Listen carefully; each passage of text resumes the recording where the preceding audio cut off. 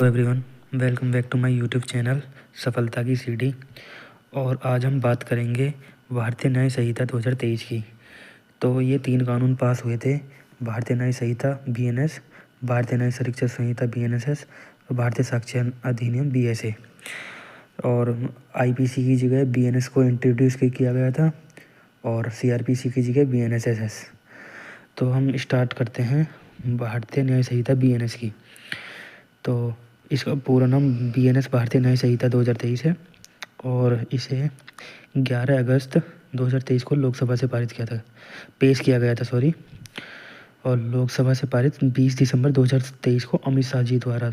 ये क्वेश्चन सीधा आ सकता है, किसने पास किया था? अमित शाह जी द्वारा पेश किया। फिर 20 से 21 इसे राज्यसभा से पारित किया गया था और फिर वहीं 4 दिन बाद ही इसे राष्ट्रपति से पारित हो गया था 25 दिसंबर 2023 को। इसमें भाग 20 हैं भारतीय BNS में और धाराएँ 358। जो पहले 511 थी, इस बार 358 हो गई हैं, मतलब धारा कम कर दी गई हैं इसमें। और ये संपूर्ण भारत में लागू 1 जुलाई 2024 को हो गया था। और इसी से बेसिक फैक्ट्स हम पढ़ लेते हैं कि भारत में पहला लॉ कमीशन आया 1834, ब्रिटिश काल में अध्यक्ष TB मैकाले। उद्देश्य था भारत की कानून व्यवस्था को बनाए रखना था, तो उसके हिसाब से कानून को लागू करवाना। 1860 में इसी कानून के द्वारा भारतीय दंड संहिता IPC घोषित ब्रिटिश में की गई। इसे IPC इंडियन पेनल कोड को 1 जनवरी 1962 में लागू किया गया था। वर्तमान समय में IPC का स्थान BNS ने ले लिया है। तो BNS जैसे आपको पता है IPC की जगह BNS लाए हैं हम। तो पहले लागू था ये कुल धाराएँ इसमें 511 थी और अब जो बदलकर कुल धाराएँ हो गई 358।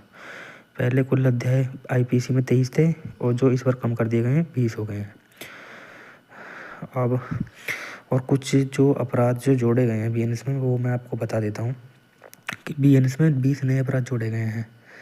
कैसे 6 छोटे अपराधों के लिए सामुदायिक सेवा का प्रावधान किया गया है। महिलाओं और बच्चों के खिलाफ अपराधों को एक अध्याय से समेकित किया गया है। एक नई धारा 69 जोड़ी गई है। झूठे वादों पर यौन संबंध बनाने पर सख्त सजा का प्रावधान किया गया है।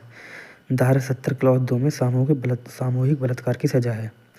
और धारा 2 क्लॉज 3C बालक की परिभाषा, यानी कोई भी 18 वर्ष से कम का व्यक्ति। आगे चलते हैं हम।